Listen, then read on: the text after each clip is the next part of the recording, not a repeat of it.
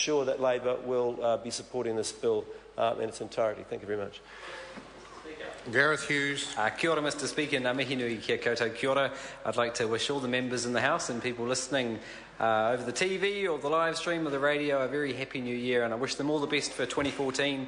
Of course, celebrate the great Kiwis doing great stuff like Lord. Obviously, it's election year, and we kicked off the debate with the Prime Minister's statement. We saw a robust debate. I think all of us are going to put our values and vision and solutions for this country forward, and it's going to be an exciting year because being an opposition party, as the member points out, often the Greens are opposed to things, but in election year the Greens are going to be going out there putting out our positive solutions and vision, and I think we've got a great deal of that. So I relish the opportunity to this year talk about the positive things, the things that make our country good, and echo the sentiment of Dr Russell Norman. This year we can make history. And when it comes to ocean protection of our beautiful subantarctic islands, this year we can make history and take it seriously, because I'm glad we did finally hear from the Labour Party that they started the process. Because listening to the Right Honourable Dr Nick Smith, you'd think he'd come in dressed as Neptune himself with a bit of seaweed on his hair and his trident for all of his talk of being the champion of marine protection. Now, I welcome the government taking marine protection seriously. I want to see more action. I want to see more talk. I want to see more consultation. But here's the Minister making out like he's the greenest thing since whatever the greenest thing was, Mr Speaker. Mr Speaker, what we see is the year starting on marine reserves. I think that's great for our country. It's great for our environment. It's great for our economy. Kiwis love our marine reserves. We were pioneering in 1971. Now, I've got to somewhat point out the irony to Dr Nick Smith that, here he is coming in as the champion of marine reserves, pointing out in the National Party's history. It's somewhat ironic that it's taken 40 years to get to this point with these areas, but even more ironic that the legislation he refers to from 1971 is being bypassed. We actually need legislation of Parliament to see these marine reserves adopted. It's not good enough. I think we can all agree that.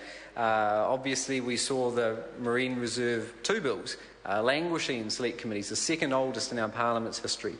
I'd like to reopen the invitation made to your predecessor, Kate Wilkinson. I have made to you yourself that the Green Party wants to work constructively, because it's high time we modernise our antiquated yet pioneering for its time marine reserve legislation. And I mean that seriously. I want to work with the government, be it blue or a red one, because it's high time we actually address the fact that we can't make marine reserves in the EEZ. The criteria for getting marine reserves off the ground is incredibly difficult.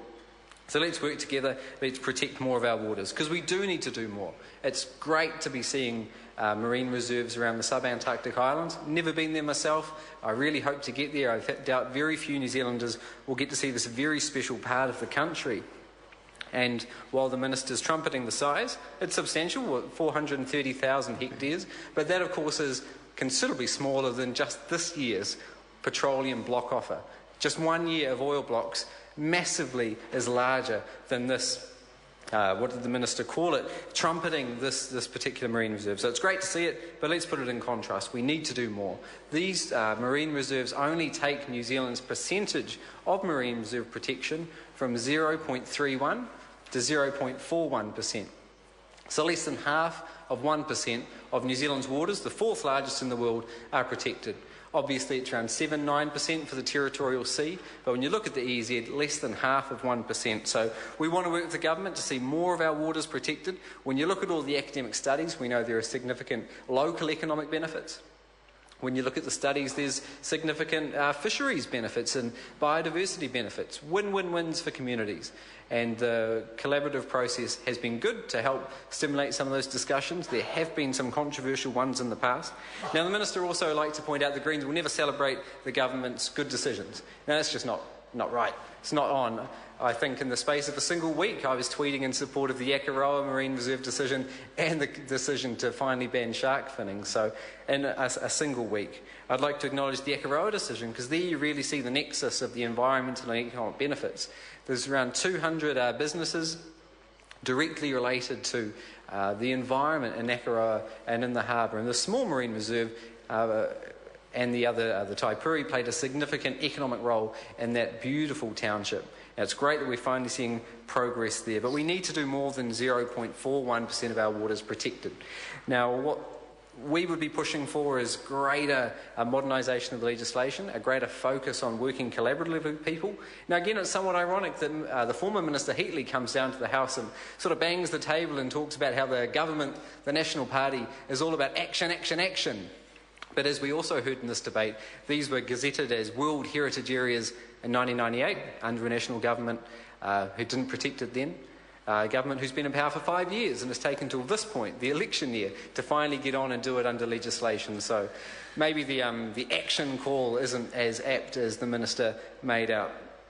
What we'd like to point out is that we support this bill. We'd like to thank the submitters, the Select Committee members, Chairperson Nikki Wagner. We think the bill was improved in Select Committee. The fact that the review for full protection has been pushed forward is a good thing. But what we were urging, and you can read it in our minority report, is the fact that these are World Heritage listed areas. They should be fully protected. I think it makes a mockery of protection to see only percentages. It's 39% of Campbell and 58% of the Bounty Islands.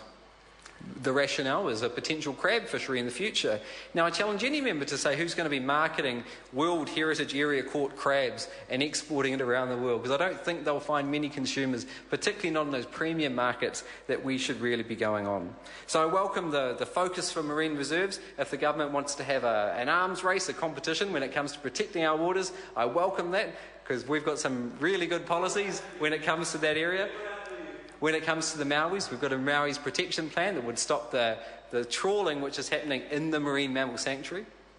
We would end the mockery of our marine protection laws, which sees literally in the benthic protected areas where fishers can't fish 100 metres above the sea level, yet a company can literally vacuum up the top 5 metres of the seabed, a protection area which doesn't offer protection. We see an oil well in the middle of a marine mammal sanctuary. We see the government this year in the Petroleum Block Offer 2014 literally offer deep sea oil permits that cross into a marine mammal sanctuary around Akaroa. And good on the Christchurch City Council and Vicky Buck in particular that made a submission to the government opposing that, pointing out the risks of deep sea drilling. So what we would do is have sanctuaries that actually provide sanctuary and protected areas which actually provide protection.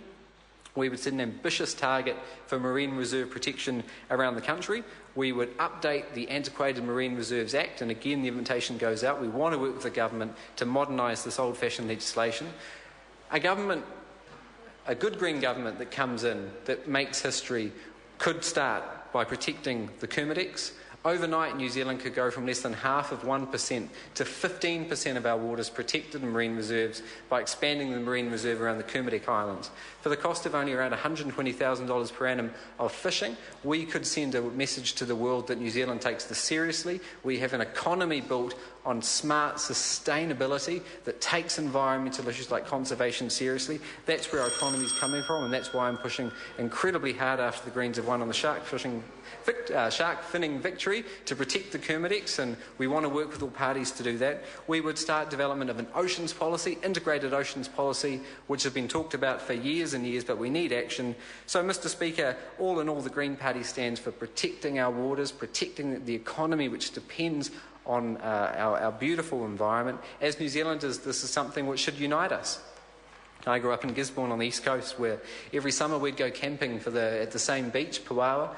It's where I learnt to surf. It's where I'd go out with my dad and put a cray pot. And I think every New Zealander's got that story. We heard of David Shearer's story about seeing Maui's dolphins live in the marine environment when he was out surfing. I think it's an incredible tale, and it's a tale our kids and our grandkids unfortunately may miss out on. But it's not too late. We can protect our Maui's dolphins. We can see more of our waters protected. We can see a thriving fishing industry built on sustainability.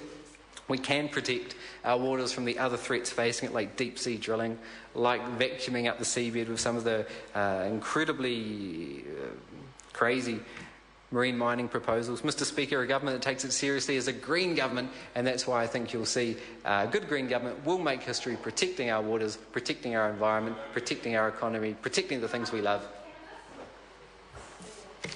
Jackie Dean. Thank you, Mr. Speaker. Just perhaps a few facts about